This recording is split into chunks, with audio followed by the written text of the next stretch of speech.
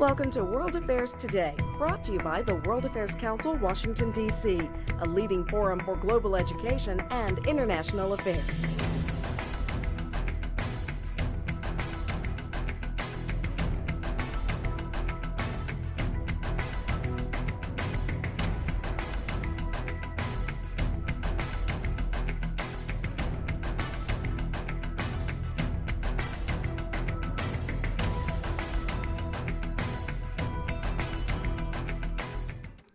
Good evening, ladies and gentlemen.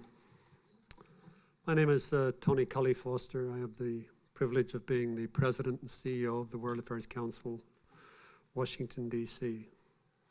These are family gatherings, so all of you are to leave here tonight having made some new friends, as well as reinforcing some old friendships. No strangers in this house. We're very fortunate tonight to have a distinguished author, journalist, a fellow who's got into a fair bit of trouble in his life that we won't talk about tonight, maybe later, but he's worked a tough beat for many years. As the Economist correspondent on Middle East affairs, Nicolas Pelham has covered stories from throughout Iraq and the Maghreb. He's also a contributor to the New York Review of Books and is a Pulitzer Center grantee. Having spent over 2 decades working throughout the region, Nicolas has reported from Rabat, Amman, Jerusalem, Baghdad, and London. He served for 5 years as senior analyst for the International Crisis Group and has previously worked for the BBC Arabic service, the Financial Times in Iraq and in Jordan, and the Middle East Times in Cairo. His works have covered an extensive array of topics, including Gaza's tunnel economy under Hamas rule, the rise of the Bedouin in the Sinai Peninsula, and Libya post-Gaddafi. Busy boy. In his latest work, Holy Lands, Reviving Pluralism in the Middle East, Nicolas provides an optimistic stance on a region mired in violent conflict. Elaborating on the tolerant pluralism of the Ottoman Empire, the collapse of ethnically diverse states, give rise to surges in nationalism, religious distinction, and sectarian violence. Holy Lands portrays the commonality of a deeply religious region and its venerable tradition of pluralism. From Iraqi Prime Minister Haider al-Abadi, commenting on his aspirations for a prosperous Baghdad, to young mayors in Israel joining Arab and Jewish citizens, Kirkus Review says this book is a sound, accessible argument for why returning to the mixed faith communities living among each other in the Ottoman model might just save the Middle East. Nicolas sees not doom, but rather a resurgence of pluralism as a means of popular shifts towards peaceable cultures. And as someone from Northern Ireland, from a mixed family, both sides of the border, I am a globalist when it comes to pluralism. I know it works, and I admire you for writing so eloquently about it. Today, Nicolas resides in London, along with his wife and 3 children, near Arsenal Football Club's old stadium called Highbury. All the way from jolly old England and London to our podium tonight, Nicolas Pelham. Welcome. You make it hard to follow.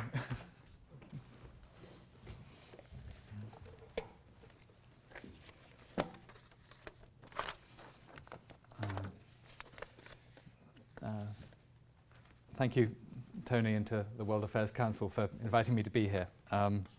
You asked me whether I was the same person as appeared on as the picture on the leaflet in front of you. I am, and I hope that I live up to the description that you gave of me in that presentation, so thank you. The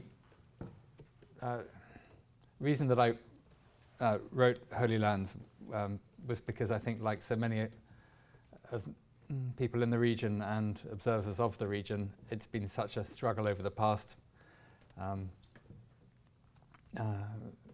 few years to see the region descend into sectarian violence and the degree of bloodshed, and to see communities which had hitherto lived in relative stability tear each other apart. And it's all the more been all the more painful because in the historical memory of so many people in the region, what they remember is a time when the Middle East was a paradigm of pluralism, a paradigm of diversity. And it begged the question, why is it happening? Why has it happened? If you ask many people here in London, in the West, in fact many educated people in the region itself, they will immediately blame religion. They will say that if only people could live up to could emulate the secular values of the West, the rational values of the West, separate religion from state, the region would resolve its own problems. There's a kind of common, I find that thesis problematic. Relativism aside, it's very easy to say, if only people were more like us, wouldn't they be more normal? I thought it went against the historical grain of what has happened over centuries in the Middle East. The reason you have so many sects today in the region is because for centuries, if not millennia, the many ruling religions and for the last 1,400 years, Islam have preserved indigenous sects in a way that you don't find in Europe. Europe largely obliterated indigenous sects that didn't subscribe to the ruling religion. That didn't happen in the Middle East. You have a vast array of sects dating back 1,000, in some cases 2,000 or more years, and they were protected and preserved by Islam. I wanted to get an understanding of what had happened over the in recent times. What had happened? What was the system that Islam had used to manage the sectarian diversity that exists in the Middle East? And to do that, I went back to the essentially the foundational building block of society in Ottoman times. The Ottoman Empire was an empire that spanned the breadth of pretty much the breadth of the Middle East and most of North Africa, and ruled the region for about 600 years, and did so with remarkably little friction internally. The system that it used was something called the millet. The millet was the religious community. It, broadly speaking, divided society into 17 religious communities comprising Islam, which was ruled over by the Caliph, and then the various Christian denominations presided over by the Patriarch, and the Jewish millet, which was led by the chief rabbi. And this was a system whereby the Sultan, who was the ruler of the Ottoman Empire, devolved authority to these religious leaders of the millets. The religious leaders themselves ran their sects, their religious communities as theocracies. They applied religious law, and they raised taxes. They in many ways emulated the breadth of authority of the Sultan, and their authority, they were based in Istanbul, which was the capital of the Ottoman Empire, and they radiated their authority across the empire. And these sects were not, they shared the same public space. There were no sort of ghettos, and they even in some cases would share the same holy places, and they had a sort of overlapping authority. And what I wanted to understand was, how was it that those sects managed to exist for centuries, right up until 1924, until the demise of the Ottoman Empire? How did they coexist in with remarkably few incidences of tension, without? How do they coexist then, and what is failing in the region today? One of the prime answers that has been given to the reason for the collapse of the millet system has been the takeover of the Ottoman Empire, the carving up of the Ottoman Empire by colonial powers, particularly Britain and France, who in turn delegated authority to sort of client sects. But unlike the Ottoman Empire, the way in which they delegated that authority wasn't through to the religious leaders whose authority would span the breadth of the areas they ruled. It was to carve the region up into homelands, or into homelands for specific sects. The Balfour Declaration for what had been the Jewish millet is one example, but then there were many others. The French tried to do to establish enclaves for Alawites and for Druze and for Sunnis, for Maronites in Lebanon. So there was an attempt to parcel up the region by sect. And what happened as a result was that the millet, instead of ruling, having authority over holy communities, began to have authority over holy lands. And there was a transfer of a state of a sect into fledgling states. That, I think, fundamentally changed what the sect became. Instead of having a universal outlook spanning a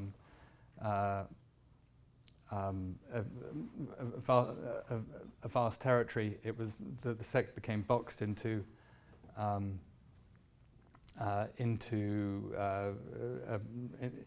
territorially demarcated domain. It began to fear competition from other sects, both inside that domain and outside. It saw existential threats to its survival in every direction. And what had been a universal sect became a universal faith, became a much more xenophobic, chauvinistic, land-based cult. And in Holy Lands, I try and trace that transition in the to both in three distinct communities: the Jewish millet and its transformation into Israel, the way in which the Shia sect is carving out its own territory of Shiistan, predominantly in southern Iraq, but also in Lebanon, in other parts of the region, and then latterly with Sunnis, particularly in northern Iraq, and the rise of Islamic State, ISIL, Daesh. I'll focus a little on Israel, because I think that will give a sense of these sectarian dynamics at play. Each of Israel, Shiistan, ISIL have their own specificities. I'm not trying to say that the nature of the rule is in any way identical, but I think there are sectarian dynamics at play which are common to all three.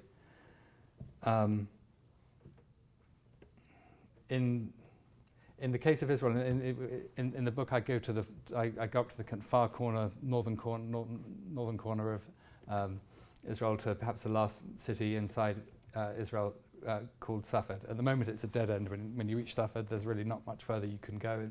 In the past, it was a staging post linking Damascus to the Mediterranean. It's a beautiful town, kind of dating back to Mamluk times, Ottoman times, which cascades down the heights of the Galilee. Until 1948, it was a mixed community with a large population of Muslims and a Jewish community. They'd been renowned for their mysticism, for their literature. There was fairly well-known Sunni poet who used to write erotic poetry, who lived there, and overnight that kind of mixed world disappeared. What had been a heterogeneous community became a homogeneous one, and this is explained to me by the town's mayor, Ilan Shochat, who's Israel's youngest mayor. He took me to the centre of the plaza near the top of the town, and showed me what was called the Davidka, and he said, "This is our miracle." And I asked him why. It was a mortar gun which had been fashioned by the Haganah, which at the time was the Jewish armed group, the militia, which later became the Israeli army. And it was a mortar gun which used to fire mortars onto Muslim parts of the town during the fighting of 1948, which led to the establishment of Israel. And it struck at one point an arms dump and created a huge explosion. And in his version of events, the Muslim population of the town fled. If you ever get a chance to go to Israel, I recommend going to Safed. It's a beautiful town, but there's something which is slightly strange about it. It's over half the population disappeared within days, and there've been successive attempts to try and fill Safed ever since. There's at one point artists were drawn from Tel Aviv area. There was to try to establish an artist colony. The main mosque of the town was turned into an art gallery. That was only partially successful in attracting a new wave of a young population. So the town's leaders turned to the ultra-Orthodox and tried to bring in Hasidim, who are sort of particularly Breslev, and open up schools of learning for them. That succeeded a bit more, but didn't actually, because the people who came spent so much time studying, didn't actually make the town particularly economically viable. So they then reached out to the Jewish diaspora and tried to bring in, use the town as for youth camps, and that's brought more people in. But there's still something that has felt rather empty about the place. You know? A lot of the most beautiful buildings in the town are kind of boarded up. And so the mayor latterly has turned to the surrounding population around the rural population around Safed, which is Palestinian, or they're Israeli citizens, but of Palestinian origin. They're predominantly Muslims, and in fact the majority of the Galilee of northern Israel is predominantly Muslim. So he's reached out to them, tried to open colleges to bring them into the town. That has created a revival of its own, but again, there have been problems. The ultra-Orthodox get very nervous when students, Palestinian students, in their way of thinking, desecrate the Sabbath by partying on Friday nights, and the mayor has to deal with inundation of calls in the evening, every Saturday from evening by irate ultra-Orthodox families who are upset about the noise that Palestinian students are making, and then the chief rabbi of the town, who's a state employee, got involved and issued an edict saying that it was forbidden for Jews to rent to non-Jews. And whenever there's an upsurge of fighting on Israel's borders, that leads to animosity against the Muslim students who are studying in town, and people write "Death to Arabs" on the dormitory doors. So the attempt to try and recreate tentatively, the mixed city that used to exist has had major problems. And that's a sort of picture of, it's a little microcosm, I think, of what is happening in across much of Israel. Very briefly, there's a town not far away, Nazareth, and above, which is the largest Palestinian city in Israel, and above Nazareth there's a new Jewish town which was built, I think, in the 1950s or in the 1950s, and this was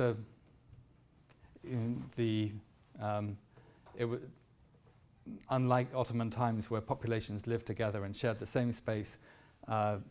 Jews would lived up on the hilltop.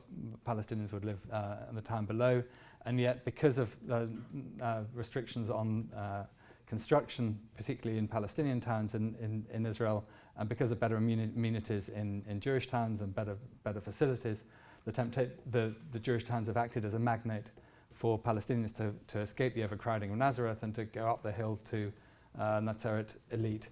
And the mayor of that town, Shimon Gafsu, who ironically comes from North Africa himself, has tried to stop this influx. He wants, in order to maintain the segregation, he's refused to open schools for the Palestinians, who now comprise about 20% of his town. He's refused to allow places of worship which aren't Jewish to open, and he's also brought in national religious Jews from settlements in the West Bank to inculcate a notion of Jewish, in their terms, Jewish redemption of land, and which means the removal of non-Jews from that land. And in elections, he campaigns on the slogan of Jews, Jews, Jews. And all this is leading to, so what you're seeing is a growing osmosis of populations, that populations which had been segregated for decades are increasingly sharing the same space, but they're doing so in a way which is leading to greater and greater friction. Until very recently, most of the violence that had taken place between Israel and its neighbors had been armies against armed groups, or it had been organized. And what you're seeing increasingly is that the violence inside Israel is becoming communal. The friction is becoming ever more communal, and there are many who fear that this is going to give rise to another round of population displacement. Indeed, there are senior politicians in Israel who are advocating population displacement. I've dwelled perhaps too long on Israel, but the argument that I make in Holy Lands is that there's a similar process of demographic transformation, of re-landscaping that is taking place across the Middle East as sects transform themselves from being religious, holy communities into holy lands. I went to southern Iraq and witnessed a similar process happening there of again, there'd been a vast array of sects dating back millennia, all the way down the Euphrates and the Tigris. And what you've seen since 2003 with the US invasion of Iraq is that that created a way for the majority population to essentially take over, using militias to take over southern Iraq and Baghdad, and communities which were not Shia have been cajoled and through use of force, through the threat of force, encouraged to leave. That initially happened with the more vulnerable communities, such as the Mandeans, which are Baptists. They for them, the prophet of the Mandeans is John the Baptist. They live along the Tigris River. They used to have very substantial populations, particularly in Amara. They've pretty much dwindled to nothing. Amara is a town about 2 hours drive from north of Basra. Similarly with Christian communities, their numbers have dwindled dramatically. And these are some of the oldest churches in the world. And it's also happening with Sunni communities who, many of whom had come up from the Arabian Peninsula and settled over centuries back in southern Iraq, and they're now being pushed out as well, including some very significant figures, including some of the clans which historically have worked with Shia to try and defend Shia holy places from attack by Salafis coming out of what today is Saudi Arabia.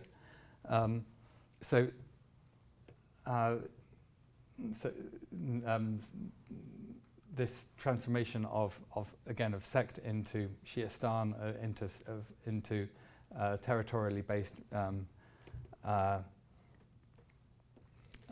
sectarian rule has had a dramatic effect on the demography and the landscape of southern Iraq. And then finally, just to briefly touch on what has happened, where ISIL, Islamic State, comes from. I think in many ways it's been quite hard. The Sunnis have been most resistant to this process because for them, they remember a time where they ruled the region. They were the Ottoman Empire was Sunni rule, and the aspiration to restore the Ottoman Empire, to restore the command that Sunnis once had, has kind of remained a myth that many have held on to, and I think explains a lot why Sunni militancy has tended in the direction for global to a global jihad, and or certainly a region-wide jihad, a sort of pan-Islamic jihad. And it's only been fairly recently when Sunnis have seen other sects cleave off parts of the region and establish greater control that Sunnis have felt we've got to grab what we can now before everything is lost. And to me, Islamic State is actually something quite new in Islamic militancy or Sunni militancy, Sunni sectarianism. It's an attempt to establish a state, to embark on a state-building project. Global jihad, Al-Qaeda focused on establishing a base from which you could expand to try and reconquer the region. What Islamic State has tried to do is to establish a coherent territorial base to consolidate Sunni control over a particular over a particular land base, over cities, to re-landscape in some of the most horrific ways possible that territory, to destroy shrines which are both pre-Islamic and Islamic, to expel populations which didn't conform, which did not belong to their sect, to use rape as a tool of warfare to essentially end the lineage of the Yazidis, who are another ancient sect in northern Iraq. And it's yet another part of the region which has been historically very diverse, which is becoming homogeneous. The result has been that kind of what was a remarkable example of pluralism, perhaps unparalleled anywhere in the world, has become one of the least tolerant and most unstable places on the planet. And sectarianism, which in the past did provide for stability, did maintain order and peace between religions, is now becoming a force for ever greater division and conflict. Is there anything that can be done? In the West, other than kind of watch and in horror as the region tears itself apart? I think that one of the things that the West could do a lot more of when it comes to attempting to resolve conflicts is to reach out to religious leaders. Religious leaders in the region still harbour a memory of Ottoman times, of a time when they ruled over holy communities and not over holy lands. They're much less. Many of the religious leaders are much less dedicated to land than they are to their own flock. And by reaching out to religious leaders, I think you can root notions of pluralism, not in some imposition of ideas that come from the West, which you want to impose on a, which appear to be alien to a population. But by reaching out to religious leaders, you can say that these are pluralism is something which is indigenous to the region. It is part of the value system of the region. We're trying to recover what we lost. Religious leaders can also play a critical role in turning, in bringing on board a wide array of a very large population who could otherwise become spoilers, and they can, as I say, give authenticity to pluralism, which, if it's solely seen as a demand from the West or hectoring from the West, will create a backlash. I think it's also important to look to Saudi Arabia, which remains, for all the similarities of the ruling ideology in Saudi Arabia and the ruling ideology in Islamic State, remains a remarkably diverse place. It has not gone through that same experience of homogeneity that other parts of the Middle East are going through at the moment. Many of the there are many sects which still survive across the Arabian Peninsula and have managed to do so under the rule of Al Saud. It's not something which the Saudi ruling family advertise. They want to. They have a pact with the Wahhabis, and which are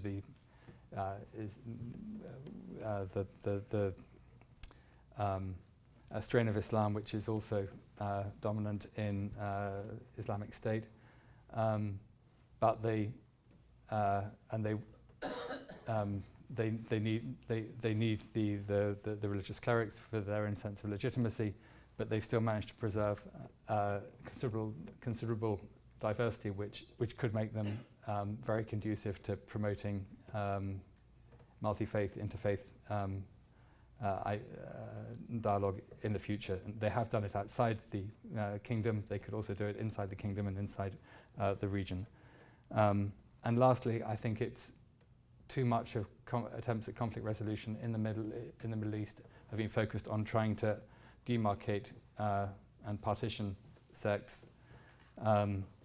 If we are going to recover some of this lost pluralism, it's important to try and make borders which are becoming ever more rigid and becoming more like siege barriers, to make them more porous and to allow for greater exchange of populations. There are many mechanisms which can maintain security through the mixture, and the more we try and partition and divide populations, the more we will only perpetuate conflict between sects in the region. So as a final kind of point, if there's one message that I could leave you with today, it's that actually pluralism is sectarianism is something which is innate to the region, but contrary to what we see now, it has been a force for stability. It has been a force for maintaining peace between sects. The current sectarian strife is an aberration, and we could do a lot more to try and revive the pluralism which used to characterize the Middle East. Yeah, thank you very much. Hi, my name is Joyce Jones. I'm an executive director with the Columbia University Club of DC, and we're here to support you. Thank you. When we're talking about empire, we're also talking about princes that arbitrated between different interests. How does that happen in a democratic era? It's a very good question. Undoubtedly, the way that the Ottoman Empire was not a democratic society. It was the rule was despotic and it was authoritarian. These were the terms, and you either accepted them or risked severe penalties, perhaps death. I think one thing that the other critical difference between then and now is that you did have one authority spanning the whole region, and you don't have that in the Middle East. There is no overarching authority. There's no kind of arbiter that you can turn to. There's nobody to try and keep the peace between one sect and another. and what you don't have is anything akin to the European Union. In many ways, you can look at what happened in the Balkans and see the similar sectarian strife, which was the western flank of the Ottoman Empire at one point. And the European Union, or perhaps even in Northern Ireland, has played a very critical role in being the supra body to which it is better to be inside the Union than it's a way of diluting tensions, which, if you're just boxed into into a small geographical area, will intensify. I don't think that it'd be unrealistic to suggest that you can rewind the clock to Ottoman times. What I think you can attempt to do is to try and take some of the values which held sway in the past. The common notion of democracy in the Middle East at the moment is that it's majority rule. And actually, the democratic process has been one of the ways in which sects have consolidated their control over parcels of land. I think that there needs to be a sort of parallel focus, which actually the West has done very little to promote. It has tried to. It's launched wars for democracy. It's never launched wars for pluralism. It can do a lot more to try and focus on building up. On supporting groups which espouse pluralism. But again, it's not something which is innate to, it's not something which is foreign to the Middle East. It's something which is very much rooted and innate to the historical memory that many people have. If people remember better times, and there's a very strong desire to recover them. Thanks very much. It's one of the more hopeful talks I've heard on the Middle East. My name is Pelham. I teach Israel Studies at the University of Maryland, and I'm intrigued by the idea you put forward about going back to communities like in the Ottoman times. But it seems to me that nationalism is a virus. Nationalism or sectarianism, and the genie has been let out of the bottle. You mentioned religious leaders as possibly being foci of trying to lead to more peaceful and group-oriented societies. The country I'm most familiar with, Israel, the religious leaders are usually the leaders of the most nationalist and chauvinist groups, having trouble getting along with the secular Jews, let alone Muslims. So I'm wondering what sort of process you can imagine over the long term in which the Middle East is denationalized in a sense, and the nationalism is largely artificial, or the sects, once having been exposed to the idea of running themselves, how they can accept the idea of a more communal life? It's another excellent question. I'm tempted to answer by citing Najaf, but I don't think that would be doing your question justice. So I will come back to what is happening in Iraq, which is where I think there's a remarkable religious leadership, Shia leadership in Najaf, which is making enormous strides to open up their holy places, their faith, to other religions. But okay, let me see if I can tackle Israel.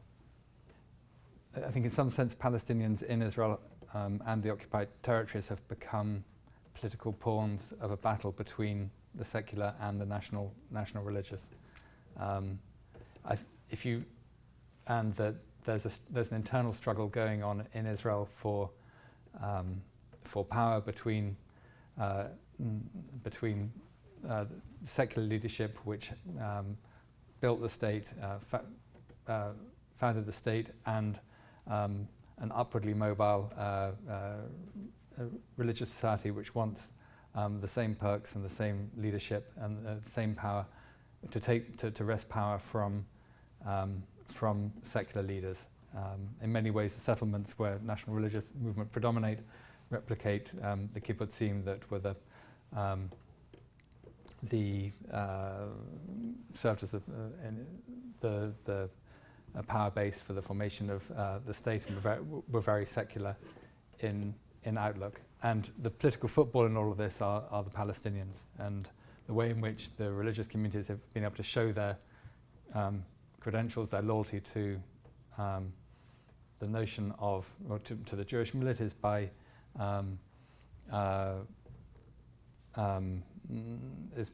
showing that they are more anti the other than secular Jews. They are more loyal to the notion of Jewish rule, of a Jewish state.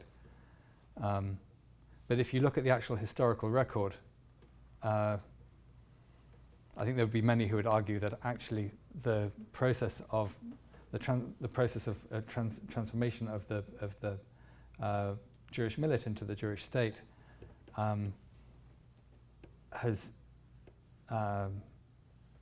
which was a process which was taken by secular, which was a process which was which is the work of secular leaders, has been much more violent than what is the actions that are being taken by national religious leaders today. The population displacement was far greater under secular rule than it has been under at a time when national religious leaders are dominant. The re-landscaping of Palestine has been is predominantly a secular act, not a national religious act. And if you look at what is happening, what secular rulers have done elsewhere in the region, look at, for instance, the transformation of the Ottoman Empire into the Turkish Republic, where again you had a mass expulsion of a non-Sunni population, forced assimilation of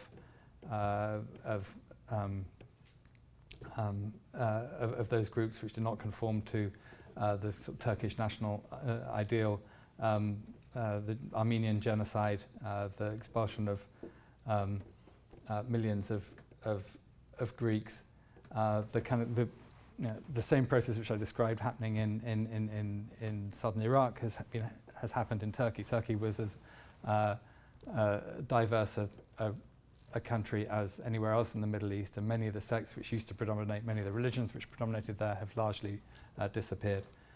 That was a secular act. You know, even the Ottoman Caliph would build churches.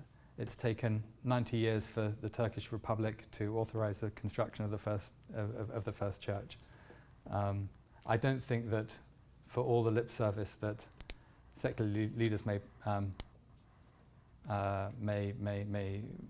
pay to notions of tolerance and acceptance of others, their historic record has been more violent than that of national religious movements.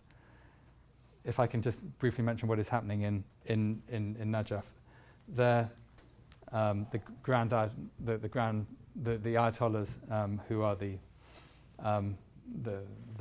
clerical leaders of Shiites have put a lot of effort into trying to establish interfaith schools. There's a new school that's under construction right in front of the Imam Ali Shrine, which is the holiest shrine in Shia Islam, in Najaf, which is going to be devoted to teaching other religions to Shia seminarians. They're going to be inviting scholars from other religions to come and do that teaching. The nearby University of Kufa, its Sharia school is now teaching Talmud. They're reaching out to religious leaders from other faiths to come into to come to the shrine. There was a nice anecdote that I heard from one Shia cleric who invited a priest from the Vatican to come to the Imam Ali Shrine, and the priest was trying to hide away his crucifix as he was entering the shrine, and the cleric said to him, "If you do that, I won't let you in." That there is an attempt to Shia Islam perhaps had been the in Iraq because it was under had been very nervous. Had been very nervous of outsiders. There are many traditions of Shia saying that they couldn't eat with non-Muslims, and over the decades, this is the Ayatollahs have promoted an attempt of outreach to other religions. I could go on giving you a series of anecdotes from Najaf, but it was really one of, if you're looking for a place where there is a real attempt to revive some of those lost values, I would go to Najaf. Thank you so much for coming. My name is Zoe Williams. You mentioned that something that we could do is reaching out to religious leaders, and I think that's really interesting. There's two questions I have about that. First, if a conflict is about a holy site or a place of worship, for example, this mosque that's been turned into an art gallery, there might be some places that are, holy sites that religious leaders would feel, that could be really a source of conflict even for religious leaders. And maybe if you could speak towards conflicts around holy sites or sites of worship that, even religious leaders would, perhaps be behind a conflict on that. And then a second question is if theologically a leader is, is promoting a theocracy, how theology might conflict with political values of democracy, and how the West might, engage with a leader who is in favor of a theocracy. Thank you. Okay, two huge questions. Holy sites. I think in some ways this goes to the crux of the argument that I'm trying to make, that if your religion is a land-based cult, then who owns the shrine is critically important. If your religion is a religious community living alongside other religious communities, then actually ownership is much less important, and you can share holy sites. And historically, across the Middle East, many holy places were shared. There were the holy men of one religion would be holy to another. Actually, I recommend, if you can read a book called Birds Without Wings. It's a lovely novel about the collapse of communal life in what is today southeastern Turkey, and just the way in which the Muslims would go and leave candles in a church, that when Christians were giving birth, the Muslim doctor would recite a Muslim prayer into the ear of the Christian child. It wasn't the religious battles become much more intense when you're fighting when they just think of kind of the arguments that people have with their neighbours over garden fences. Once you transform a religion into a land-based cult, differences intensify. And it's really worthwhile going to some of the shrines which still exist in in Tunisia and speaking to people who went there, and they will tell you about Christians and Muslims and Jews who would go to the same places and pray at the same places. And after all, there is a huge interconnection between all these three religions. They have probably far more in common than they have that divides. How to deal with theocracies? I think a lot depends on what the value of that theocracy is. You can have a totalitarian secular regime. You can have a totalitarian theocratic regime. You can have some theocratic orders which are really quite open to others. And the theocracy, the Ottoman Empire was a sort of layered theocracies which didn't impinge on the rights of, on the whole, did not impinge on the rights of other sects. That you can have theocracies which are accepting of others, and you can have democracies which actually are very intolerant of others. So I think judge people by their deeds. May I propose a counter argument? I hope that you can demolish it to pieces. When I lived in Saudi Arabia in 1996, I was stationed there for 6 months. I learned that in 1936, when King Saud unified the peninsula, he basically bought off the Wahhabi establishment by saying, give me control over foreign affairs, the economy, and the military, and you can decide the social mores for the whole kingdom. You can establish the mutawa'in, you can impose your version of Islam. And that compromise basically still stands. In the secular state of Saudi Arabia, you have this religious establishment, which, as you say, may not incorporate the entire polity, but it certainly dictates the mores. And then 3 years later, I made my first trip as a guest of the government of Israel to that country and discovered that David Ben-Gurion had basically done the same thing in 1948. David Ben-Gurion was not a religious extremist at all, but he basically bought off the ultra-Orthodox by saying, you can decide who is a Jew, and you can have control over conversion, and you can have control over various aspects, including the education ministry, but give me control over the economy, give me control over the military and foreign affairs. And the same compromise was made. It seems, therefore, based on your previous comments, that using the religious establishment is a fatal attraction for secular leaders in the Middle East. What's your prescription to getting away from that? Your descriptions are of the division of power in Saudi Arabia and in Israel are pretty accurate. Certainly in Saudi Arabia, there had been an attempt by the Wahhabi sort of warrior clerics to expand their authority into to push into foreign policy as well, and the way they had launched successive raids on British-ruled Iraq and Jordan in the early 1930s or late 1920s, and Abdulaziz had slaughtered them in the hundreds and then concluded this pact to divide, essentially, as you said, the running of the education sector, or it was pretty a fledgling education sector then, and the judiciary, to leave and to the control of public space, to leave that in the hands of the clerics, and he would maintain control of the of foreign affairs and the economy, and they would essentially have to do his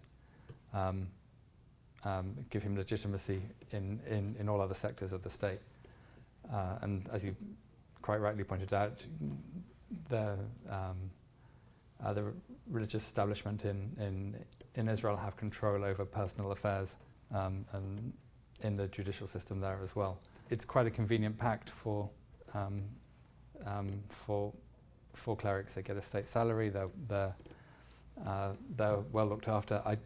But it's a very different power dynamic to the one which existed in Ottoman times. You've got the clerics who are subservient to to a secular authority or to a secular power, rather than religious leaders who have control over their congregations. I suppose it's a pact which is also in danger of breaking down. You have seen this rise of religious movements who do want to challenge secular authority for control. You've got the notion of the nation state is much weaker now in the Middle East than it was previously, the notion of secular rulers are struggling to maintain control. Transnational movements are extending their reach across national boundaries. The nation state is really a pretty young formation in the region, and it's really struggling to maintain control, which I think is one reason you're seeing a breakdown of order in the region. So this isn't a relationship which looks like it's going to be a durable one. Into the power dynamics between religious and secular are very much in a state of flux across the region.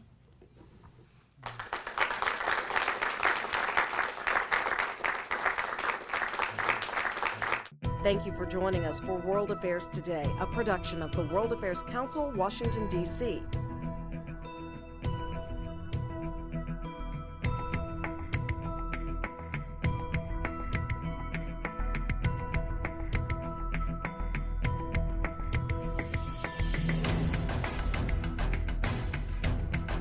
Stay connected with us at www.worldaffairstoday.org.